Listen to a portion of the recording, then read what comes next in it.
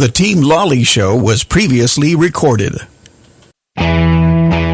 It's time to enter the world of real estate in Oahu with Hawaii's only true real estate radio show, the Team Lally Real Estate Show. Grab a pen and get ready to take notes.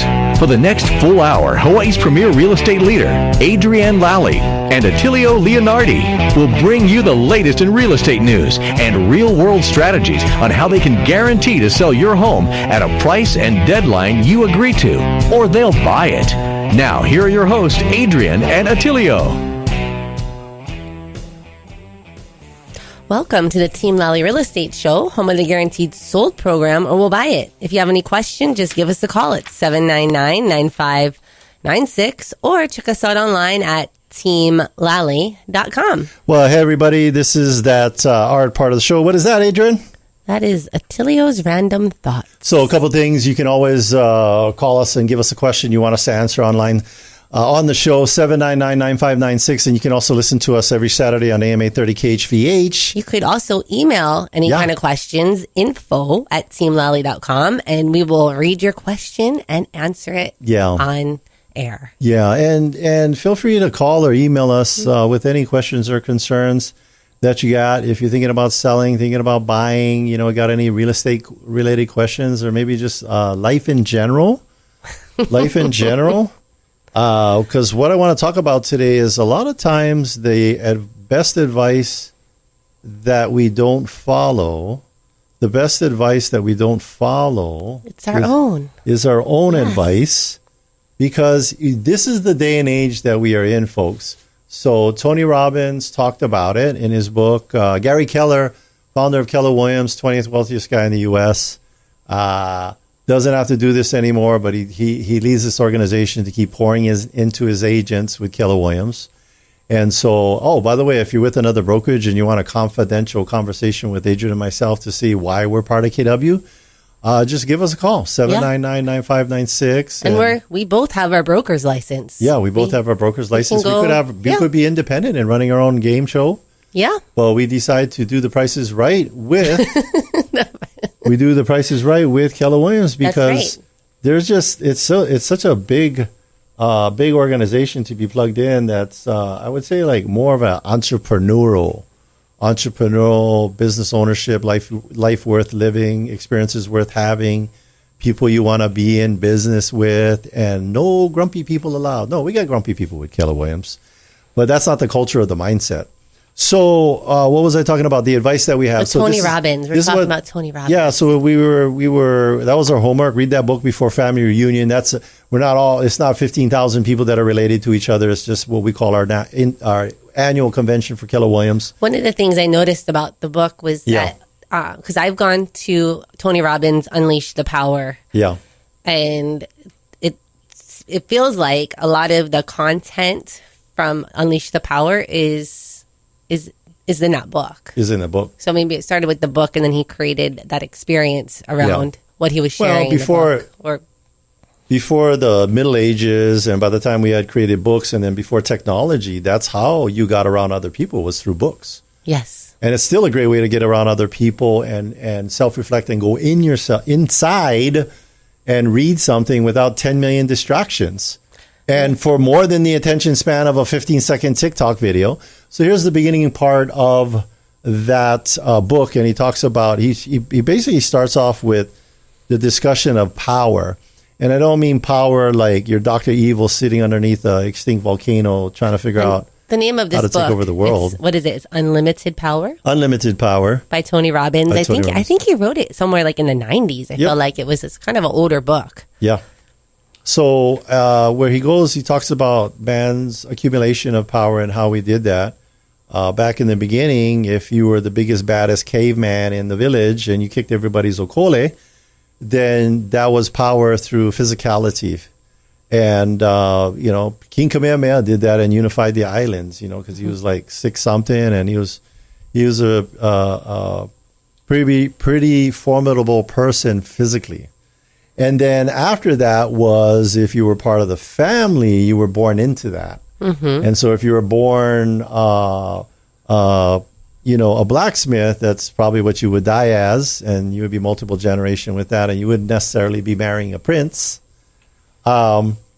And then, so we were born into it, and that's where the alignment of power came. And then from the royalty, French Revolution, all of that good stuff.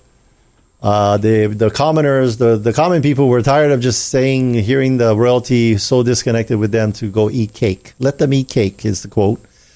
And chopped off all their heads, and that was an overthrow of the French Revolution and other revolutions around the world. So that was a power dynamic shift. Next was the industrial age. And so if you were able to accumulate resources, you gain power through the industrial age, and you could come from nothing. Mm-hmm. And be a lot of these wealthy people that they call them nouveau riche. Do you know what that means? The new rich. The new rich. Not the old money. Yeah, not old money. The new money. Self-made multimillionaires, and it's still happening today. Yes. But what is the new resources today is not knowledge by itself, because you can Google the answer to pretty much 99.9% of any questions you might have and come across multiple resources telling you what the information or the answer is. And even if you don't want to Google it, you can chat GBT it and not only have an answer, but a summary. Mm-hmm. So where he's saying the new power is in specialized knowledge. Mm-hmm. And specialized knowledge means you know a lot about something, and then you're acting upon it and providing a product or service that is desirable by the marketplace. So that's where we're at today.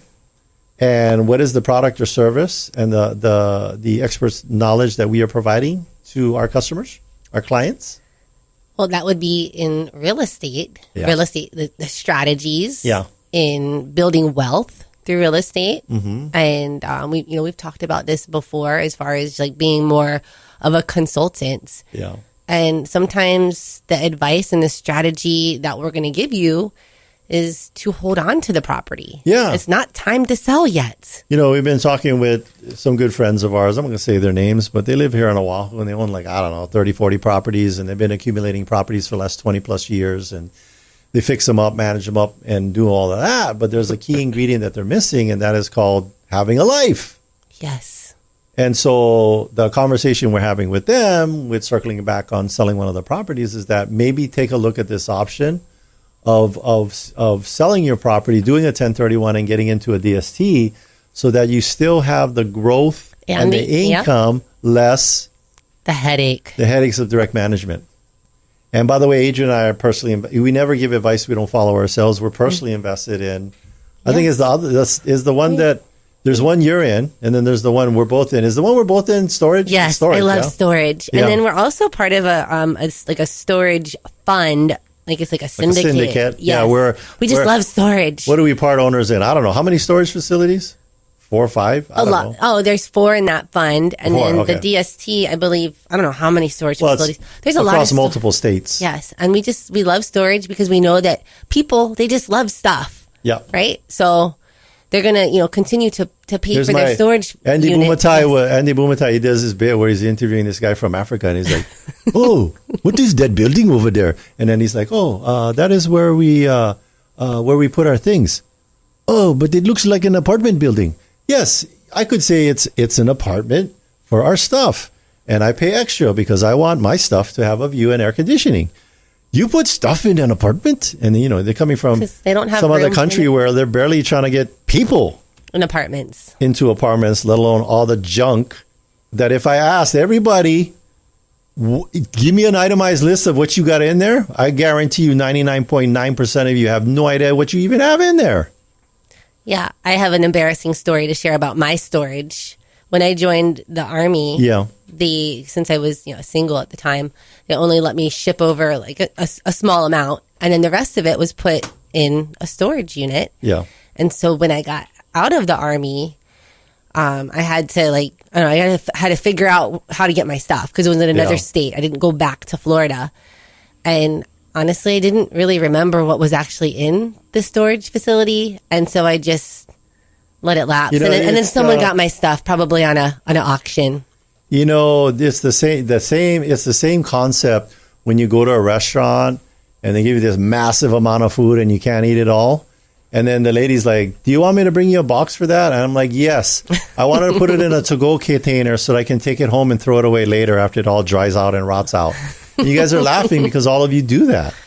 And it's the same thing. You might also go up to the front desk person at the storage facility and say, oh, what are you going to be storing, or what size unit do you need? Well, I need a 10 by 10 so that I can store all this stuff that I'm going to forget about and keep paying for to be here for the next 10 years. Mm-hmm. That would be the honest truth. Now, storage facility people, you're like, oh, man, you're getting down on this stuff and nobody's going to want to store their stuff. Nope, we know human nature. We're going to keep storing it. That's why we're invested in it. You know why I know there's always going to be stuff in those storage facilities? Because up and down my neighborhood, and every neighborhood, you're still seeing Amazon boxes showing up on everybody's doorstep every other day. So thank you to Amazon for front loading what ultimately is going to end up in all your storage facilities.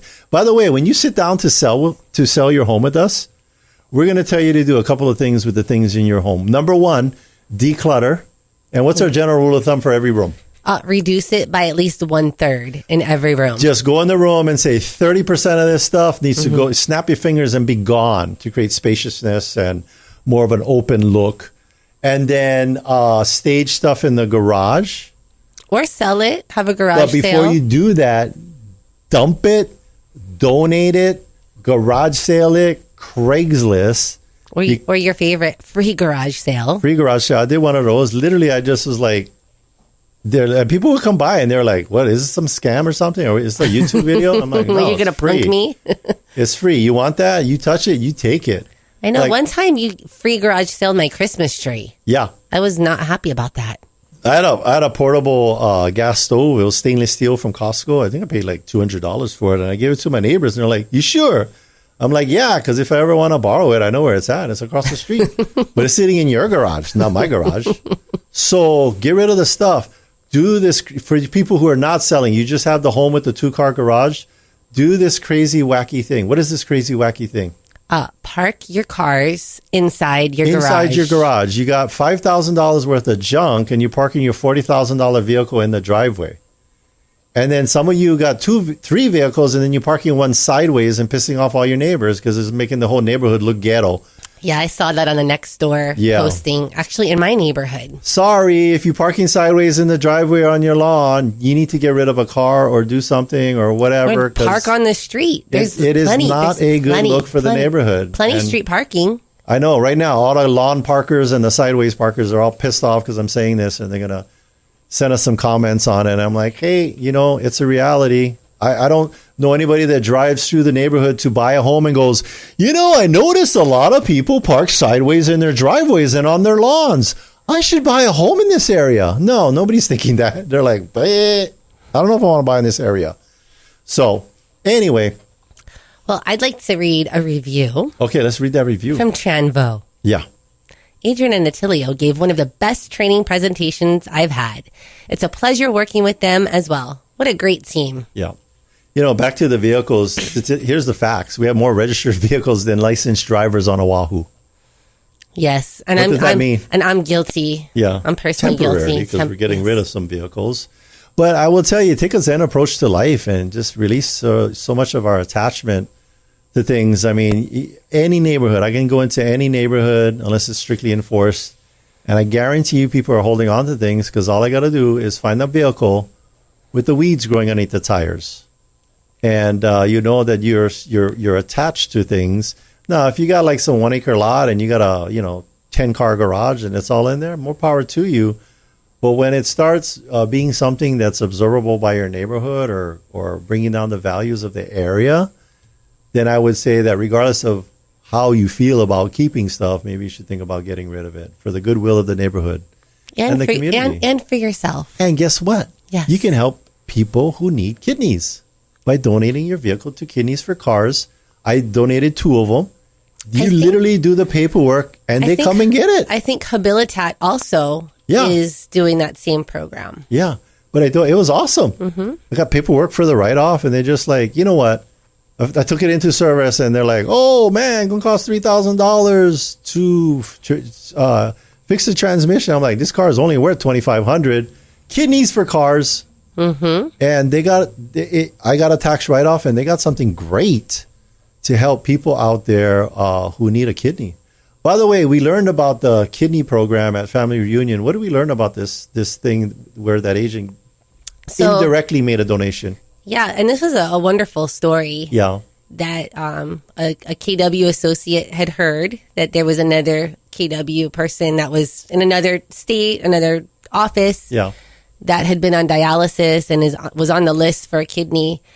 So, like, he did not know her, but he just felt called and compelled to donate his kidney to her. And then what did he find out? Well, they weren't a match. Yep. But what he could do was donate his kidney to someone that he was a match to. And what that would do would bump her up on the list, the priority list, and would guarantee her to get that kidney soon. So if you're not a match, you can donate a kidney and still help that person. And still help that person in need. And that person was bumped up the list, and she did get a kidney. Yes, and she's doing fine and well. And today. they met, and it was a wonderful story and experience for everyone involved. But think about it: if you were able, if you're thinking of doing that, and you're thinking, I'm not going. Like my auntie or my kids or a significant other needs a kidney donation. That is the other way that you can do it, is donate the kidney to the program.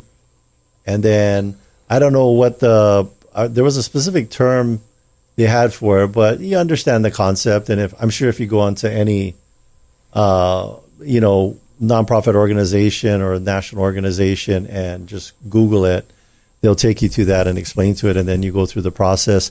And he was smart because he didn't go out there and tell anybody or say anything you were doing it, because it's they don't just like, oh, you want to donate your kidney? All right, we'll see you tomorrow at 10 o'clock.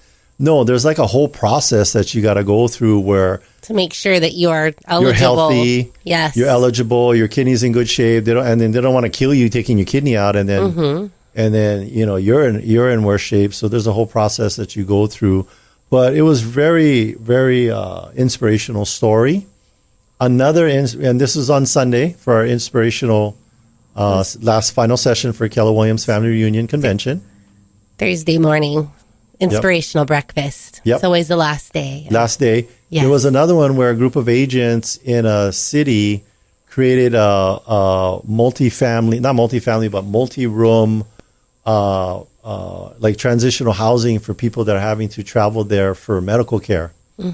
Because a lot of this, I'm experiencing this with my own family, is if we want to go to the mainland or travel somewhere where there's experts in that medical care, then you have the cost of like the hotel cost. That can add up really quickly. Yeah, because let's say you're there for 2 weeks even at $100 a night. Yeah. That's like $3,000 with the taxes and everything like that. And it can be burdensome, let alone whatever else you might be doing for the deductibles. So a lot of good happening out there. And it was a really nice way to end that convention. Yeah. And the question I want to ask everybody, or ask you, Adrian, we've been in the business, 20 years, running a highly successful team, doing a lot of stuff. We've learned a lot. We know a lot. Why do we still go to this family reunion convention? And it was in Vegas, and I didn't do any gambling whatsoever. So if you're thinking, oh, you went there to go play craps or blackjack. Nope. No, I mean, in the past I have, but this time I said, I'm not going to do that. Yeah, and there wasn't like a lot of like late night partying or anything. It was like we were there to learn and grow and connect. And I think just more so to be reminded. Yeah. There was a lot of things that, it was like, oh, we used to do that. Why did we stop doing that? We should start doing that again. And networking with agents all from not only all across the United States, but all around the world. They had agents from China, from Argentina. I saw some Romanians. Yes. 10-hour time difference for those guys. From all over the world. So listen up, folks. If you're an agent, realtors, agents. You're like, what? Wait, is he saying something to me? Yes, we're saying something to you. If you are somewhere where you feel that, I've hit the ceiling on this as far as awareness, knowledge, just what else can I plug into? What else can I learn? I would tell you, give us a call for confidential conversation, 799-9596. You're going to speak directly with Adrian and myself. And let's start planning this now. If you are an agent of some volume, what is it, 5-10 million? I think for the trip. I think it's 5 million. Ticket. 5 million. If you have 5 million in production, we will pay for your ticket The family reunion, I think it was what, $800? And or I think Mega Camp, which is coming up in August. That one is in Austin, Texas. Yeah. And actually, that's where we had started our journey. We had started at the Mega Camp like way back in the over 10 years ago was when we joined. And that was we went and we explored and learned a little bit. Yeah, we went there as RE/MAX agents. That's right. And we were invited to be in a room just with Gary Keller and the rest of the agents that were there. And here we are. How many years later? 10 years. 10 years later. And so here's what I would tell you. If $5 million or more in production and you're thinking like, I just want to check it out because you don't know what you don't know. By the way, who were the two guest speakers at this last Keller Williams convention? Well, Tony Robbins. Was the keynote. Yeah, he started us out. And then Mel Robbins, she wrapped us up. Not related to Tony Robbins, but she's the one that came up with the 5, 4, 3, 2, 1. She's got her own talk show podcast, super successful. Fun fact. Yeah. My mom's maiden name, Robbins. Oh, Robbins. And that was my middle name. Okay. Adrian Robbins Weatherly. Okay. But I'm not related to either one of those Robbins. Not related to any of them. And then, no. Yeah, so they were the keynote speakers, and I tell you, it was such a compelling things and a lot of life. You know, you look at Mel Robbins. I mean, she was like 8 months staying in her bed, couldn't get out of bed, super depressed, ready to go off the deep end. And then she came up with this concept that really turned her life around, and then talked about like literally a veteran on a ferry getting ready to jump over the railing and end it. And then the guy just does this 5, 4, 3, 2, 1 and becomes an inspirational story, as well as hundreds of people who have heard this concept. That's what we got to plug into at this Keller Williams convention. Okay, so we are going to take a break, but stay with us. When we come back, we'll be talking with Aaron Burks from the Burks Team in Tyler, Texas. We're going to discuss what is a cost segregation study and who can benefit from it. Stay with us. Hey, did you know that Team Lally has a radio show on our sister station, AM 690, FM 94.3, The Answer? Well, it's a good thing Mark was tuned in that day. He had inherited a unit in Y&I and was curious about selling. Of course, he called my friends Adrian Lally and Attilio Leonardi of Team Lally Real Estate Group of Keller Williams Honolulu to come take a look. After seeing the unit, Adrian and Attilio got to work giving Mark some pre-sale advice. Since they noticed the property needed a little TLC before listing, they got to work immediately. And the home received 2 offers in only a few short weeks and closed. And you know what comes next? Over asking price. When you need to sell your home for the most money with the least amount of drama, trust Adrian and Attilio of Team Lally to do the job for you. Call 808-799-9596. Again, that's 808-799-9596. Visit teamlally.com, spelled Lally, Lally. Hey, Sean Hannity here, talking with the only real estate agent in your market I recommend. Adrian Lally and Attilio Leonardi of Team Lally Real Estate Group of Keller Williams, Honolulu. So now that the market is normalizing again, how's that going to impact home selling right now? Sean, let's explain what a normal market is. It's when it's neither a buyer or seller market. Both buyers and sellers have equal negotiating strength and need to focus on a win-win strategy to close. We have over 7 highly successful strategies that get homes sold. So is now the time to sell? Sean, the best time to sell is when you need to move. Stop trying to time the market. Smart people spending a lot of money try to time the market and fail. Again, the best time to sell is always when you're ready to move. Great update. Thank you for keeping us informed. Put the most experience and the best marketing to work for you. Call Team Lally now at 799-9596 or online at teamlally.com. That's teamlally.com. Taking one cash offer for your home doesn't have to be your only option. I'm Barbara Corcoran, and especially in today's current market, having a local real estate agent who offers great marketing and options that are customized to fit your needs is smart. In Honolulu, the agents I trust are Adrian Lally and Attilio Leonardi. They can give you a guarantee to sell your home, flexible fees, or up to $10,000 in cash to help with repairs. Get the option that's right for you. Go to teamlally.com. Welcome back, and thanks for listening to the Team Lally Real Estate Show, home of the Guaranteed Sold program, or we'll buy it. I'm Adrian. And I'm Attilio. And if you have any questions, just give us a call at 799-9596 or check us out online at teamlally.com. Our guest today excels not only in the field of real estate, but also in the world of finance and taxation. He is a real estate broker and certified public accountant based in Texas. He has a Bachelor of Business Administration in accounting and a Master of Science in Management of Information Systems, both from Texas A&M University. Beyond his brokerage activities, he passionately engages in consulting work for real estate investors, focusing on tax strategy.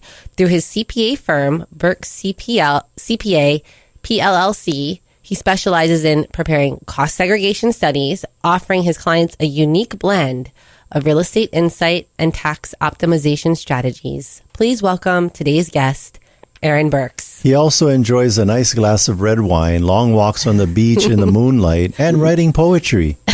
No, I just made that last part up. A man of many talents. Maybe you do. Thanks for the great introduction. I appreciate it. No, we're very excited to have you on our show. So we know Aaron through a mastermind group that we're a part of, and he had posted in this group all of these things that he has been doing for his family, and then has now branched out to help others. And I was so excited. I was like, oh my gosh, like we need to learn more about this. We need to use it. We have to spread the word to our clients, to our team, and just welcome to the show. Yeah, if you're an investor of real estate, this information literally could change your life forever. Yes, sure. Especially with the kind of taxes. That we are faced here in Hawaii. Like, this is a wonderful strategy. So our listeners, Aaron, they're like, tell us already. So what is it that we want to talk to you about today? To get me on the show and talk to your team, which I appreciate the invite. Thanks for having me, and thanks for the great intro. Yeah. So I don't want to bore your listeners too much. I try to make tax strategy as exciting as possible, but mostly for real estate investors. We are talking about depreciation, which a lot of people know of depreciation. If you invest in real estate, it's the deduction you get every year when you own a rental property. Mm-hmm. And 99% of people do it the easy way. Your CPA is probably telling you to do it the easy way. Mm-hmm. And the easy way is depreciating that rental property over 27 years if it's a residential property, 39 years if it's a commercial property. Gotcha. So it's going to take a while to depreciate. Yeah. So what we're talking about and what my firm does is produce cost segregation studies, and that is a strategy to accelerate that depreciation so you don't have to wait 27 years. Yeah. So you're hitting nitrous oxide on that. So extra depreciation right up front. Yeah.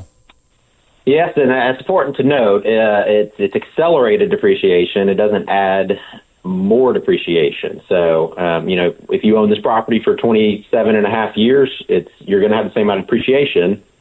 But the quicker you can get it, the faster you can get to deductions. You always want to accelerate deductions. In effect, it's an interest-free loan from the government, which is always great. So getting it early in the process and hopefully reinvesting those savings into maybe new properties or other investments. You do it into the new properties, and then you do it again. You just keep rinsing and repeating. What we wanted to do was have you on the show to speak to the investor we want them to add, everybody knows about the 1031, but we wanted to add this additional strategy of accelerated cost segregation to the conversation, because that's when you have the conversation with them, right? In the beginning when we're looking at the new property? Yeah, so when they're purchasing the property is when you cost segregate. Yep. So you're going to, say you buy a rental property, you want to pick a strategy. Uh-huh. So strategy one, the easy method is the 27 and a half years. And how I like to think of it is, and this is how the IRS looks at it, is with the regular method, you're buying one house. So say you buy a house. I'm going to use Texas numbers here. This isn't Hawaii numbers. Just double them for Hawaii. But you can, but Aaron, you can help anyone anywhere in the United States. Correct? For sure. Yeah. Okay. I'm just saying on my round numbers, let's say you buy a rent house for $200,000. I'm not sure how many $200,000 houses there are in Honolulu, but we got parking stalls for that. There you go. So let's say you buy a house for $200,000. You can take that 27 and a half years. You're buying one house for $200,000. You're going to depreciate over 27 and a half years. A cost segregation study, the other strategy, I would say aggressive, but that almost sounds bad, but it's not bad, The other strategy, what it does is it does an analysis on the property and splits it up into a bunch of different components. So instead of you buying one house for $200,000, you're buying, a slab foundation, wood for the framing if it has wood framing, appliances, flooring, HVAC, plumbing system, electric. You're buying all these things that total up to $200,000. Yes. And so it's doing that analysis to break it up. And then the reason you can accelerate the depreciation is some of those components have shorter lives than 27 and a half years. A good chunk absolutely has 27 and a half years. So there's no accelerating that chunk of it. But a good chunk of it, like your vinyl flooring, your appliances, specialty lighting, that sort of thing, has a 5-year life. Well, Aaron, I want to note that we've been in homes where everything is exactly the same. They got avocado appliances, they got the pink shag carpet, and they're still watching the Brady Bunch. So I just want to say, and that's just a joke. But in general, what he's saying, for these cost seg studies, that is, the shelf life that we can get to it. Yeah, not to be throwing all their people's CPAs under the bus. This is the part that you're talking about right now should be done by a specialist like you. Don't just go out and Google it. You have to have a CPA, someone who has specialized knowledge to in do cost this. segregation. Yes. But continue on what you're describing. The idea, CPA firms will know what this is. If you went to your CPA and said, "Hey, I want to cost segregate this new rental property," they've heard of that. They're familiar generally. They're typically not quick to recommend it, so that's why a lot of people have no idea this exists. Because they're like, "Why is my CPA not mentioned it?" And I was like, "Well, don't kill them. Get super mad at them. It's very, very common. Because they're not real estate experts. They're CPAs. Yes. The IRS has said that because some CPA firms started doing it, they just kind of like, you buy a property, I'll do it. And they just kind of run some numbers, quick numbers, kind of throw something together. And the IRS, most CPA firms stopped doing it about 4 or 5 years ago because the IRS released some somewhat strict guidance. And most of it was around, hey, this is less of a CPA thing and more of a real estate and construction thing. Yeah. So CPA part of it, obviously knowing tax law is part of it, but it's not only CPA. It's not just knowing tax law. So from my perspective, I'm a CPA that focuses 100% in real estate. So we do construction, remodeling, property management, and I'm a CPA that works in that industry. So I had both sides. And then, so that's why Aaron, I focused on producing these reports. And you personally practice this cost segregation as part of your guys' strategy. Your family's real estate portfolio. How many investment properties does your family own? So we're at probably as of now 150 units. Wow. Owned, and that I think last year we. Probably 12 to 15 that were kept. We do an instant offer program. I'm not sure if y'all do something similar, but we flip, some we buy, so it's kind of tough to keep track of. But we cost segregate them all. Nice. I want our listeners to know that you are practicing what you preach, and this is something that you guys have been doing for years. You didn't sleep at a Holiday Inn last night and get up this morning and we're like, I think I'm going to do some cost segregation. No, this is something you've been doing personally. Trying to, and that's the thing with this. Yeah. If you Google cost segregation, you are going to find some websites that you spend money and they spit out some computer generated report. Yeah. And a lot of times they even have a disclaimer on there that says something like, this is an estimate of cost segregation, not to replace a true study. Real. And it's one of those things that, you can type it into your tax return and it's going to work till it doesn't. Yeah. And it's so the IRS has gotten strict on, this is what we view a quality study to be, and trying to meet as many of those criteria as we can. And really, that's the way it works. You get the study done, you give it to your CPA, the CPA types it in your tax return. You don't send it to IRS, you don't send it anywhere. If you were to get audited, it would be just like any other support, like a receipt. Supporting document. A supporting document. You're going to give it to them, they're going to review it, and they're going to evaluate that report based on their guidance. So making sure it's a quality study is very key, and making sure that the reviewer is competent is very key. And that's why, Adrian, you just asked if we do commercial, and I said, I don't, because I'm not competent in commercial, or at least not as competent as I feel I need. Yeah. Well, not as much as I feel I need, because all of my experiences in residential, whether it be construction, remodeling, all of the costs, commercial has different cost structures. Yes. And as soon as we run out of residential homes, you'll move over to commercial, which will be never, right? Not in your lifetime, because there'll be tons of these to do. Unless his family starts investing in commercial stuff. No, because he read the book called The One Thing. You'll hire somebody to do that, and he'll be even more of an expert with residential. But keep going, Aaron. Because that's just why I want to be. I would never want to do something that jeopardizes my client. I would never want the IRS look at one of my reports and start questioning and be like, well, what? Does he have experience in commercial? Does he and to question it? And I want to be able to stand on my own. And I'm very confident in the residential construction, the residential remodeling, cost type stuff that's common in the industry, especially for rental homes. So that's kind of the reasoning. But that's a big part of the IRS guidance is competency of making sure the person doing it is knowledgeable enough to where they're confident that the numbers are reasonable. So, Aaron, the investors that we're speaking to, that we're targeting, that need to listen, is anyone who bought an investment property in 2023 and maybe even potentially 2022 if they're willing to amend those returns. Is that as far back as we can go? So you can go back further, and a lot of people ask that, can I go back further? It's complicated. So if I think we'll give out my contact information. If someone has any questions, feel free to go through that. If your CPA can do it, there is a method. It's a form that most CPAs probably haven't filled out very much because it's pretty rare. But there is an avenue to do it. Going back 1 year, as long as you haven't filed the new year. So you mentioned 2022. If you have not filed your 2023 taxes, it would be very easy to amend your 2022. Okay. But once you file a subsequent year, it becomes a little more complicated because now you got multiple years to deal with. But got it. So anything 2022, 2023, and the big winners in this, and I don't think we have time to go into all the different IRS things, but. It's only going to be able to offset, because what this does, the effective end of this is for these properties you're buying, since you're accelerating all this depreciation, you're going to take a really big loss on that property you bought in year one, because you're not going to have much income. Maybe you bought it in September and rented it out for 4 months. So you have a few rental months, but then you're going to take this huge loss or a huge deduction. Yes. So you're going to have a big negative.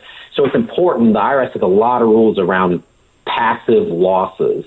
And so the people that will benefit the most and get the tax savings immediately are people with other passive income that they can offset. Because if you don't have any passive income that you can offset, the IRS has restrictions on if you can use that loss to offset your active income. And the IRS, by active income, they're meaning like your day-to-day stuff. Like if you're a W-2 stuff. If you're a doctor, your W-2 income. They don't let you cross over that. So there's two kinds of people. The first, real estate professionals can offset their active income. I call that the Donald Trump tax return. So, Donald Trump, everyone gave him a hard time about his taxes. This is what he did. He was just doing it on skyscrapers instead of single-family houses, but you can do it on a single-family house. Yeah. So he's taken these big losses. Well, since he's a real estate professional, he can offset all of his income with it. That's why he pays no taxes in a lot of those tax returns he released. Yes. Not everybody can do that. So the second group of people that really benefit are people with other passive income, not stocks. We're talking about really other rentals. And you could even go into other passive income type rental, like an oil and gas partnership. Might not be big in Hawaii. It's big in Texas, though. So if someone's got oil and gas, a passive interest, not active interest in oil and gas, but they invest in cattle and they invest in oil and gas and they invest in real estate. So they have a lot of passive income. Well, you can offset that passive income with these big losses. So a person that would really, really be a perfect candidate is someone that has other rentals that maybe they've owned for several years. Yes. Because a lot of times those other rentals that you've owned for several years, they're posting big gains. Maybe maybe someone's got 5 houses making $5,000 a year on average. So that's $25,000. Well, buying one house and cost segregating, it's going to take a loss that wipes away that $25,000 and potentially more. Or you could not do this and just pay Uncle Sam all the taxes on that passive income. You would pay Uncle Sam the taxes on the passive income, exactly. So that would be the alternative that we would want to avoid. And if you do exceed your passive income and you're I got $30,000 passive income, but I'm going to take this big $50,000 loss. It rolls forward to the future years. Carry over. You're going to get the benefit. Carryover. Yeah. So if you don't use it all, carry over. It's not use it or lose it. Exactly. So you just have to make sure that you take care of the future year's income. So it's not goes to loss, but when we're talking the big numbers, year one, kind of a huge tax benefit, you just want to make sure you can actually realize it. And then the third category, I'll say this, and I don't even think I said this on y'all's team meeting that I presented to, but short-term rentals. So short-term rentals, and I'm not sure if Hawaii is big with that or how much y'all regulate over there, but we got a few. There's quite a few short-term rentals scattered throughout the islands. Yeah. Well, short-term rentals, if you meet IRS guidelines on what is a short-term rental, those are not passive income. They're active. They're not considered like a rental property. They're considered a business as short-term. So it's almost like you own a hotel, not a rental property in the traditional sense. Yes. So those you can offset W-2 income in year one because it's considered an active business. So now just make sure with your CPA, because again, I don't prepare the taxes. I don't give specific tax advice on like someone's specific return. Yeah. Because I'm just doing the cost segregation report. So I just want to make sure you don't get my report. They give it to their CPA and type it in and nothing changes because they don't meet the criteria. So, it depends on if you have a management company for your short-term rental and a lot of different tests. But ask your CPA if you qualify and if a cost segregation study would benefit you.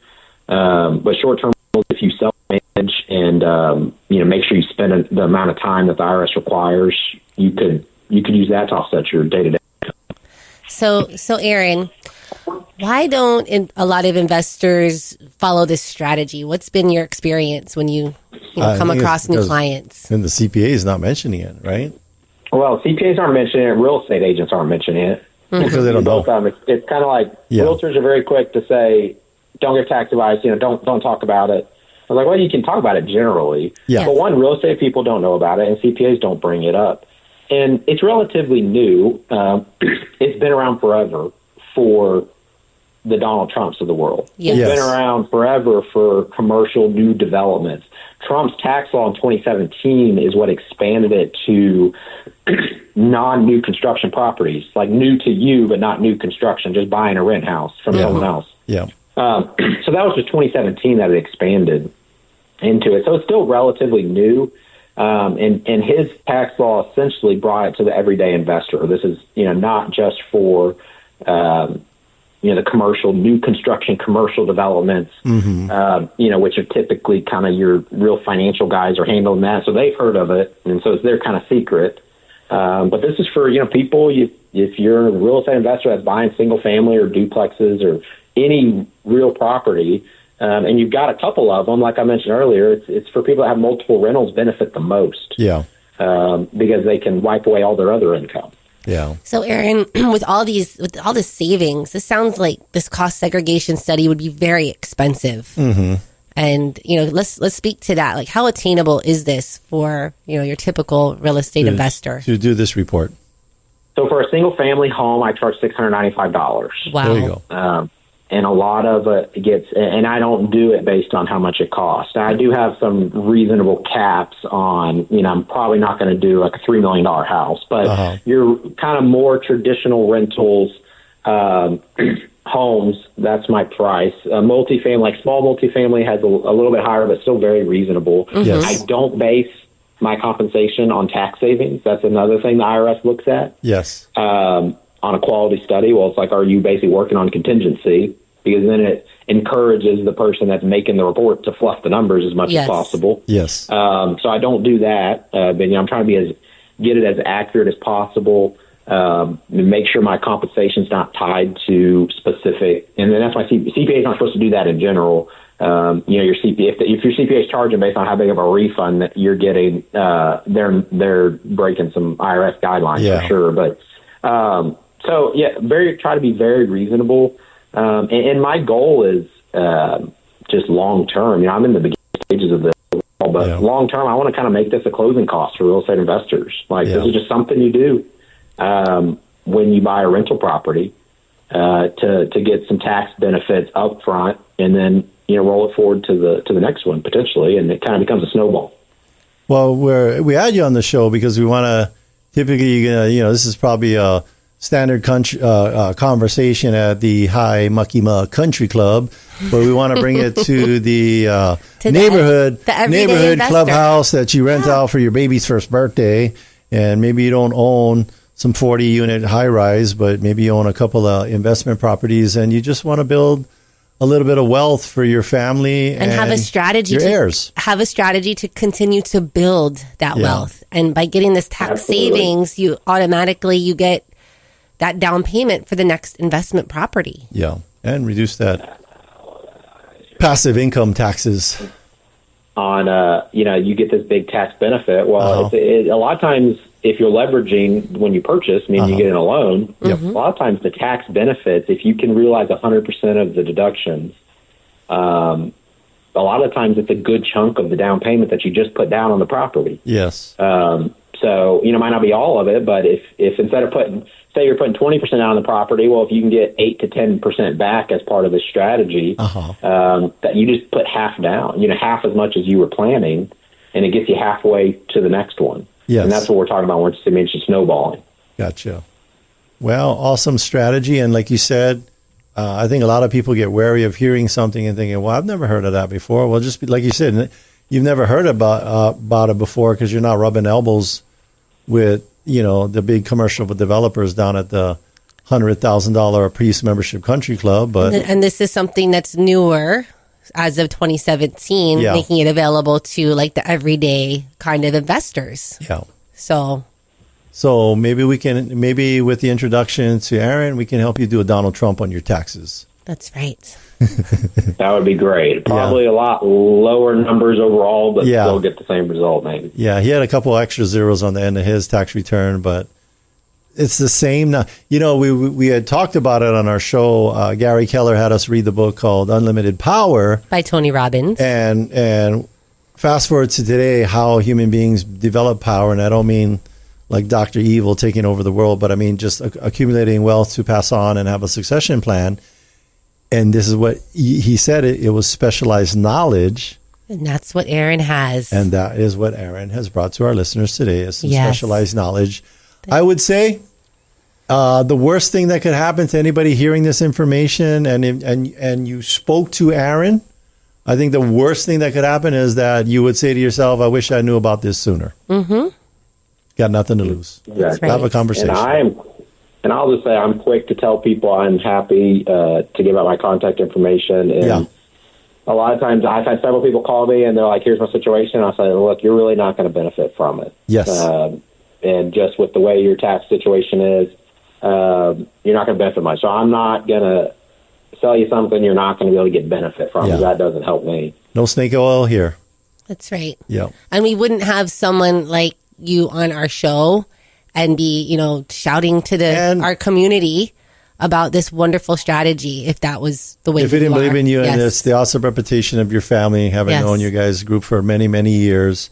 The other thing is Adrian and I will be doing this personally ourselves. And so we're looking forward to buying a residential property, Aaron, so that you can cost segregate it for us. And giving you a first in hand Aaron Burks testimonial. That you can, I forgot what show it was, and you can take that to the bank. Looking forward to it. Yeah. All right. Well, thank you, Aaron. Was there any questions that we should have asked, or situations or stories that you wanted to share that we didn't go over? Maybe a success story. Yeah. Could you share an example of a success story before we let you go? Yeah. So the last report, I don't have the numbers in front of me. The last group of reports I did was for a client with 3 properties, and the big thing that really helped him was what we talked about a little bit earlier about amending his 2022 tax return. Nice. Because what he said was like, oh man, I bought 2 properties last year, and I mentioned cost segregation to my CPA, and he didn't know anyone that did it, so we didn't do it. Yeah. And I was like, I would ask him if he can amend. It's not a big deal. And he talked to his CPA, and CPA was like, yes, definitely, we will amend. We will. And his CPA didn't charge him. I'm not sure if most, but he's like, we'll do it. No big deal. Like, if you have cost segregation, it's definitely a good idea. So that was just a slam dunk for him, because it's when you file that amended tax return, you get a refund on the tax return you filed last year. Yeah. So it's just great. He had 2 properties, and not big properties either. I mean, these were multifamily properties and not like really high end or anything. I think they're in the 200,000. So it doesn't have to be big properties. Another person just recently asked, what's too small to make it worth it? And I was thinking she was going to say like she bought some $70,000 house. Well, she was talking about $200,000 house. So definitely, definitely doable at a moderate level. So, amending the 2022 tax returns, I was really, it's a good idea, helped him out, and I was glad to be able to help him. Yeah, and in Hawaii, Aaron, as you know, I mean, with condos and stuff, 500,000, single family homes about $1 million. Mm-hmm. About $1 million. So it's like you're a doctor and you know about penicillin, and then I'm a patient that's like everybody around me dies from infections. What's this penicillin mumbo jumbo? No, you just didn't know about it, and then you took the shot and you didn't die. And I don't think you've killed anybody with a cost segregation yet, right? But saved them a lot of taxes. But you saved them a lot of taxes. Not that I know of, but I haven't heard from those people, so I'm not sure. Yeah. Maybe they tripped on the way to the mailbox with their big tax refund and sprained an ankle. That was the worst. But anyway, all right. Well, we are coming to the end of our show, Aaron, and we just really appreciate Thank you so much. Your time and knowledge, your specialized knowledge. And let's give out your contact info. Yeah, is it the 903 number? Sure, yes. My cell phone, I give out my cell phone. It's 903-316-1913 is my cell. Okay. And my email, if you'd like to email, is Aaron, AARON, at TylerHouseHunters.com. All right. And we'll have that on our website also. And we'll have you on the show for the second date update. That's right. When we buy a property and actually do this. Thank you, Aaron. Thank you, Aaron. You're welcome. Thanks for having me. All righty. All right. Well, thanks for listening, and thank you to our sponsors. Jody and Derek of Pacific Rim Mortgage. Bradley of Allstate Insurance. Kenji with Pillar to Post Home Inspections. John with Kilauea Pest Control. Duke with Hawaii Pacific Property Management. Robinson of Fine Line Paintwork. Jake with the Go Local Power. Scott of Zero Res Hawaii. Amphi with Estate Planning Group. Jason Wu, Attorney at Law. Jeff of the Loan Depot. Rhino of Hawaii Unified. Janice with Dream House Drafting. If you want to get a hold of any of our sponsors, it's so easy. Just go to teamlally.com. We also want to give a big thank you to Leah Rodriguez, our producer here in the studio. She's awesome. Make sure to tune in next week. We'll have an awesome guest talking about something that'll change your life forever. This is the Team Lally Real Estate Show, home of the guaranteed sold program. If we can't sell your home at the agreed upon price in our time frame, we'll have it bought for cash. Thanks and aloha.